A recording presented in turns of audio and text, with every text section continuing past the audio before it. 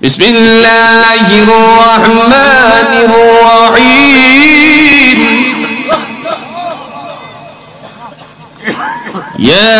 ইয়াসিন ওয়াল কুরআনিল হাকীম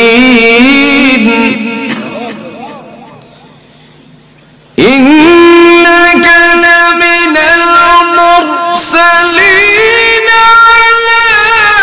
সিরাতিন মুস্তাকিম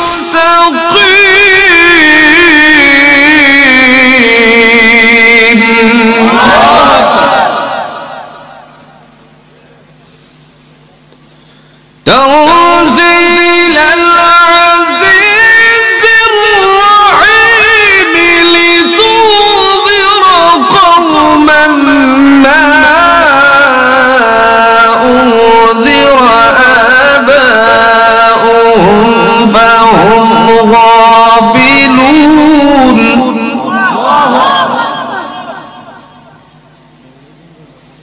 لقد حق القول على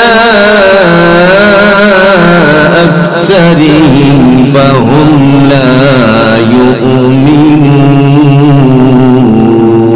يؤمنون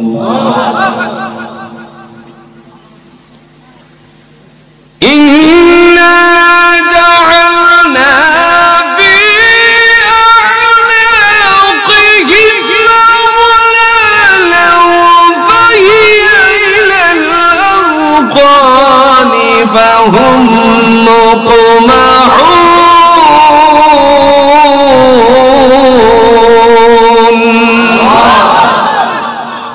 কে পড়বেন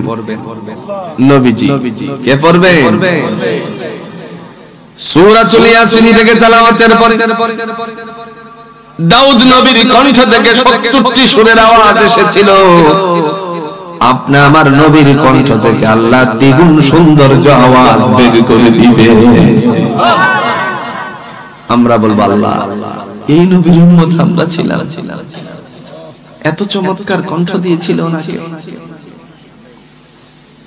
আল্লাহ রাব্বুল আলামিন দেখে বলবেন এর চেয়ে আরো সুন্দর আওয়াজ আছে শুনবানি সুবহানাল্লাহ বলছেন সেই দিন আল্লাহ পাক বলবেন ও জগৎবাসী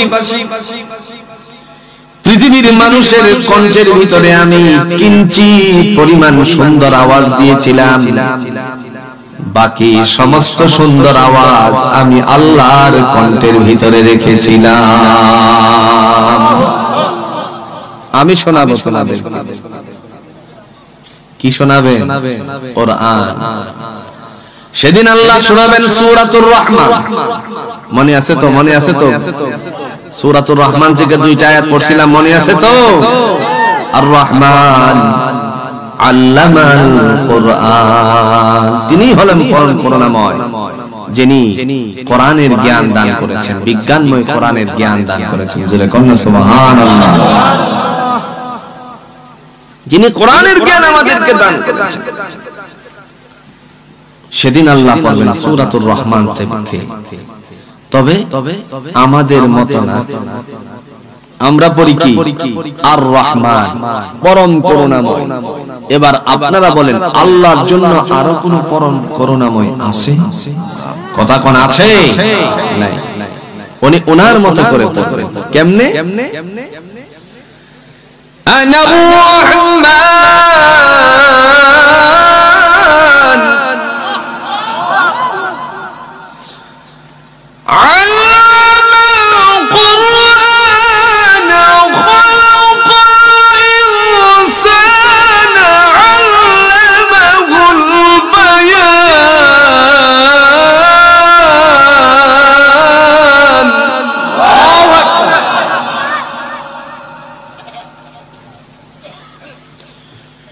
الشمس والقمر بحسبان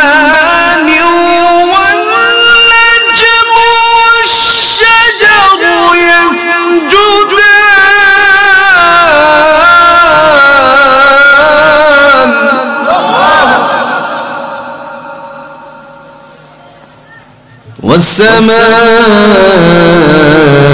والسماء